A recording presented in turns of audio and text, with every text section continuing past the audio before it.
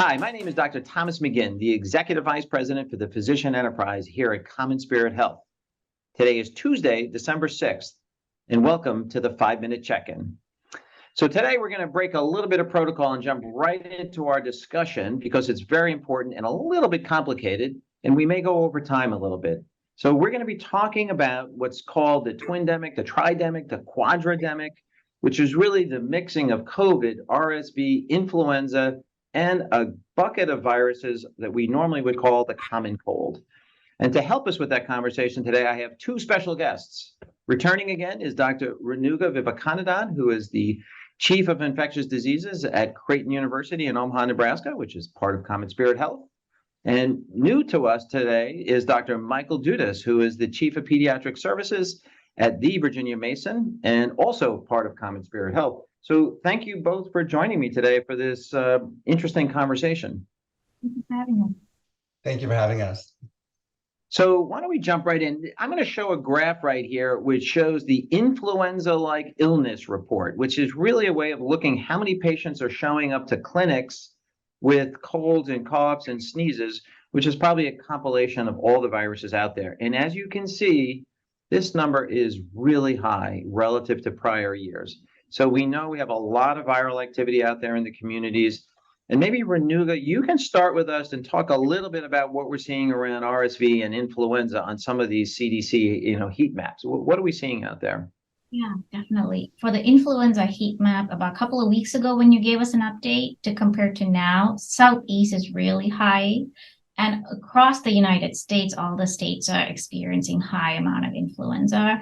As far as looking at the other graph, just influenza alone, 25% test positivity. So that's really high.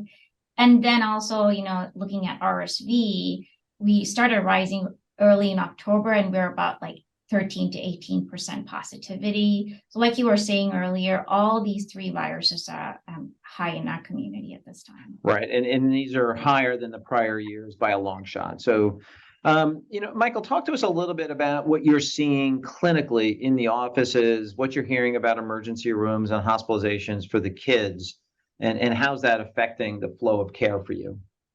For sure. Thank you, Tom. Yes, we're seeing a lot of sick kids in the office right now, and we're hearing from a lot of concerned parents who want to get their kids in to be seen. This is the first time a lot of families are learning about RSV. In my clinic, recently, we saw on a sick day, about 40% of the kids who came in were positive for flu. Wow. About the same number were positive for RSV, and about 25% had a co-infection with either COVID, RSV, and or flu at that time. Wow, that's a mix there. But so 20% overlap in co-infection. Wow. Yeah. In our local pediatric emergency department, they are seeing surging numbers. Typically, they see somewhere between 140 and 150 new patients per day. They're seeing about twice that right now. Okay, so the numbers are up, complexity is out there, dual infections. Mike, maybe you can tell me a little bit, what are you talking about with your colleagues about how to communicate to families about when to bring kids in or not? Because you can't have everybody come in. And Renuga, then I'm going to go to you about talking about that with adults and maybe also adults in co-infection. So Mike, how's your thought process on that? Because these are overlapping symptoms in all these conditions. These are overlapping conditions, so it's really hard for families to tell what their child has. And they're obviously scared of them having flu or RSV or even COVID. What we're advising is really for the parents to look at their child's symptoms and to think about the most vulnerable kids, the young kids under 6 months of age or under 12 months of age. And mostly what we're looking for is signs that there may be lower respiratory tract disease, particularly with RSV. So shortness of breath, difficulty feeding, listlessness, and lethargy. Those are the kids that we want to see. Yeah, and I never knew. I'm assuming that's the same thing you and your infectious disease colleagues in adult medicine are talking about with the elderly folks. So is that accurate? And tell us a little bit about what you're seeing with co-infection in the adults. Yeah, pretty accurate when they're difficulty breathing, not feeling well, coming into the ER or to a primary care provider. But we are also seeing a lot of co-infections as well, influenza and COVID. So I think the key is, especially for high-risk patients, to be able to test early so we could treat early. So making sure, they test for COVID and influenza, because we do have therapeutics for influenza, getting Tamiflu within that first 48 hours, and for COVID-19, getting Paxlovid within that first 5 days of symptom onset. So for us, the message we've been sending is test early to treat the high-risk individuals. I think that's such a good point, because I think, and then Mike, I assume it's the same for kids. You want to get the kids you're most worried about tested so you can have more directed therapy, either Tamiflu or Paxlovid, into the hands of those families, and it's timing that matters, right? So I assume we're all working across Common Spirit and educating the clinicians on that sort of process. Mike, does that make sense to you? Or it does, but we have more limited therapeutics available for the younger kids.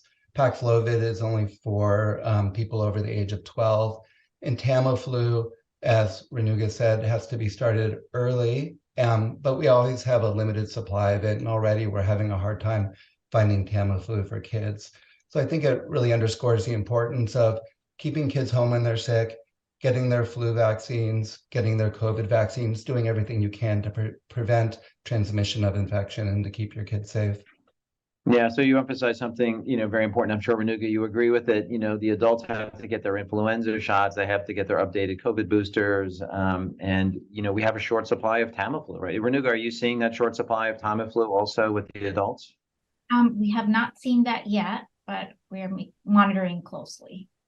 And the other short supply, and I think maybe, before I close out here, that, we talk about the 3 viruses, but we forget about the 4th bucket, which are the common cold viruses, which are probably the most predominant of all the viruses out there. And I'm encouraging folks, given the fact, I think, and you can both validate this for me, we have a shortage of amoxicillin and some of the antibiotics out there, and we should not be prescribing amoxicillin or any antibiotic for just a common viral cold. Obviously, when indicated, we should do that. So, well, this is a great conversation. I really appreciate you both joining us.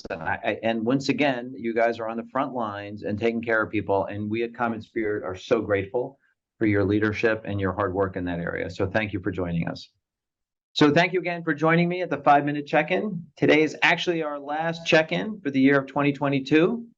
I just want to take a moment and wish you all happy holidays, happy New Year. I hope you have a great time with family and friends. I also just want to thank everybody for your hard work and dedication to care for our patients and our communities, and how we care for each other here at Common Spirit Health. Please take a minute and nominate a colleague for one of the Vision Awards. And I'll see you all in 2023.